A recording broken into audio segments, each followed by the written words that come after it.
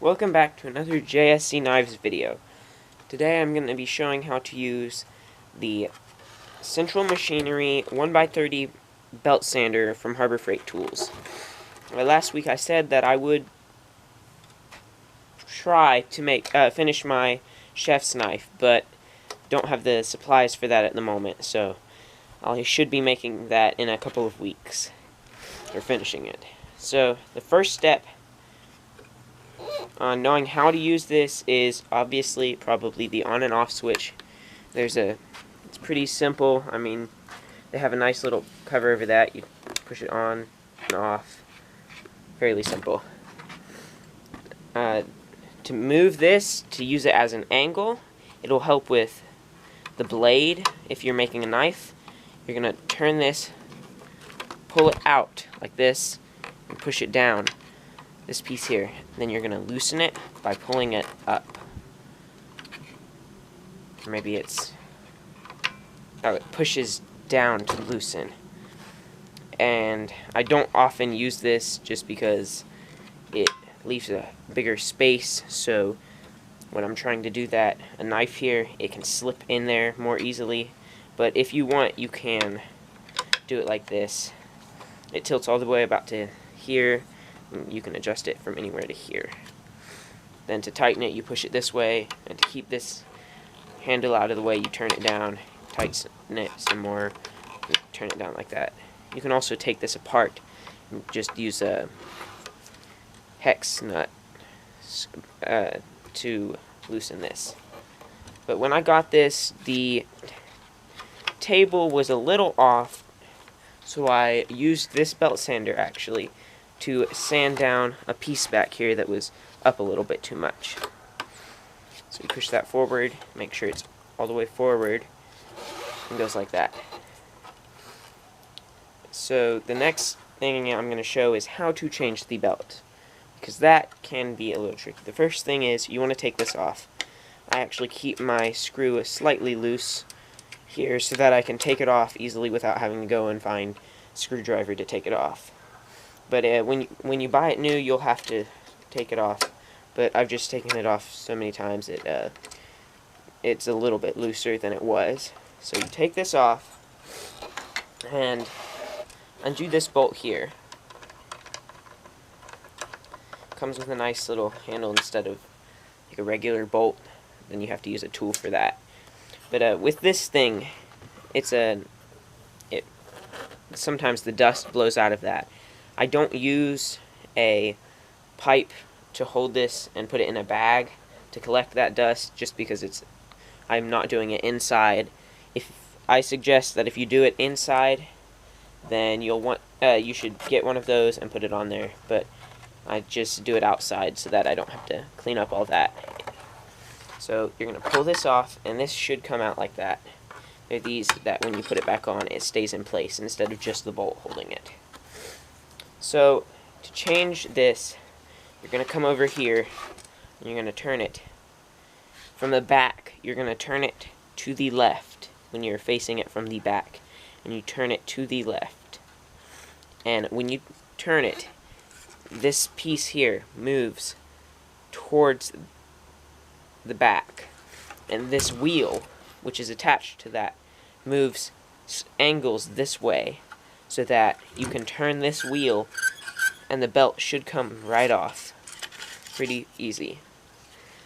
So the next thing is getting a belt. I got these also at Harbor Freight. They're the Warrior. They sell them at Harbor Freight for the 1x30 belt sanders. They come in packs of 5. They have 80 grit, 120, and 40 grit. I just chose 80 because it's in between those and it takes off more than the 120. So when you take this out, there is an arrow on the inside of the belt. You need to find which way the way the wheels turn. On here, it makes it easy. They put a sticker there, has an arrow pointing this way, which means that the belt goes this way and not this way. So the arrow needs to be facing this way when you put it on so that it will work correctly. Now in the comments for the Harbor Freight, the reviews, I looked at them and I wasn't too sure about getting this. I'm glad I did get this though, because it works really well. But they were saying, some people were saying, it doesn't fit. And I think that's because they put the belt around this bolt and tried to fit it onto the wheel. It does not fit around that bolt. So if they happen to do it like this or something, it wouldn't fit. Or if maybe like this. It won't fit because of the bolt. You put it in between the bolt and the wheel, and it doesn't even touch the bolt. That, I believe that holds in place part of the frame right here. It holds in place this lever over here. So when you put that on, it's going to start sliding off just because of the wheel here. You're going to tighten this to the right if you're facing it from the back. Tighten it to the right, it moves the wheel angling this way, so it tightens this. So when you turn this, the wheel will move over some, or the belt will move over. I'm not sure if you can see that, but the belt adjusted into the middle of this. And I did not mention, but you always need to have this cord unplugged while you are changing the belt. That way, in case this thing gets bumped or it somehow turns on, when you're changing it, it doesn't grab your hand and pull it down into there or get stuck in the wheel, and yeah, you can tell what would happen with that. Then to put this back on, you slide it in like this, making sure that these pieces are aligned with the holes down here. Place this on there. You can put this on it before or after this bolt. You turn the bolt right to tighten, and you put this back on here. It's a pretty good tool. It isn't the most powerful thing, but when you start out making knives, it's good to have, because it's not super powerful that way, and if your finger does happen to go on there, it's not going to pull off your whole finger. It'll just rub it off a little bit. That's pretty much it for this. I would give it a 5-star rating.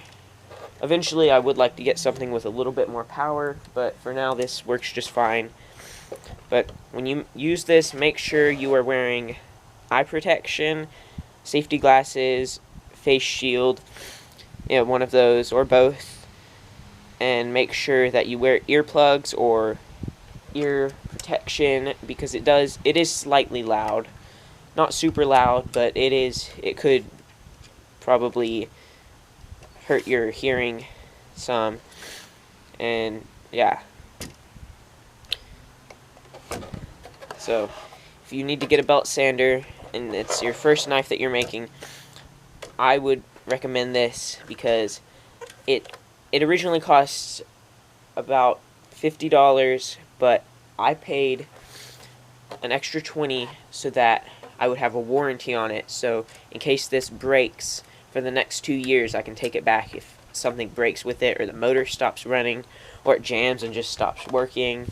Even if this casing right here happens to snap, I can take that back and get a new one. So I would recommend getting the warranty. So overall, this is a pretty good one, and I would definitely recommend it. And I'm not sure if I mentioned in my last video, but when I reach 100 subscribers, I will do a knife giveaway. So comment down below what kind of knife I should make.